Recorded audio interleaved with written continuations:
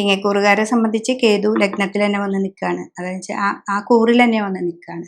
അപ്പോൾ 7ാം ഭാവത്തിലാണ് രാഹു വന്ന് നിൽക്കുന്നത്.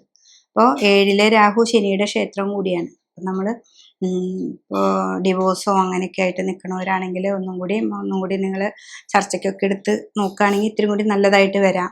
7ാം ഭാവത്തിൽ ഭർത്താവിൻ്റെ വല്ല രോഗാവസ്ഥകൾ, ഭാര്യയ്ക്ക് എന്തെങ്കിലും രോഗാവസ്ഥകളൊക്കെ വരാനും സ്കിന്നിൽ രോഗങ്ങളൊക്കെ ഉണ്ടാക്കാനൊക്കെ സാധ്യതകളുണ്ട്.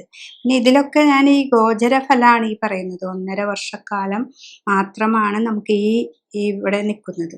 ചില ജാതകത്തിൽ 3ലൊക്കെയാണ് രാഹു നിൽക്കുന്നത് വെച്ചിട്ടുണ്ടെങ്കിൽ നിങ്ങൾക്ക് ഏറ്റവും നല്ല ഭാവത്തിലേക്ക് ഇത് വരാനും സാധ്യതയുണ്ട്. അപ്പം ഗണ്ഡകാരകനാണ് കേതു. അപ്പോൾ വാഹനാദികളൊക്കെ ഓടിക്കുമ്പോൾ വളരെയധികം സൂക്ഷിക്കാം. പിന്നെ നമുക്ക് വേണ്ടപ്പോൾ തോന്നും അതിന് കാര്യങ്ങൾ ചെയ്യാം. കൂട്ടുകെട്ടുകളൊക്കെ കൂടുമ്പോൾ അവിടെ ഇരുന്ന് അവർ പറയുന്നതൊക്കെ കേട്ട് ചിന്തിച്ച് വീട്ടിലേക്ക് വന്ന് വീട്ടുകാരോട് കൂടി ചർച്ച ചെയ്തിട്ട് വേണം തീരുമാനങ്ങൾ എടുക്കാൻ. അതൊക്കെയാണ് നമുക്ക് കേതു രാഹുവിന് ഇങ്ങനെ 7ലും ലഗ്നത്തിലൊക്കെ നിൽക്കുമ്പോൾ ശ്രദ്ധിക്കേണ്ടത്.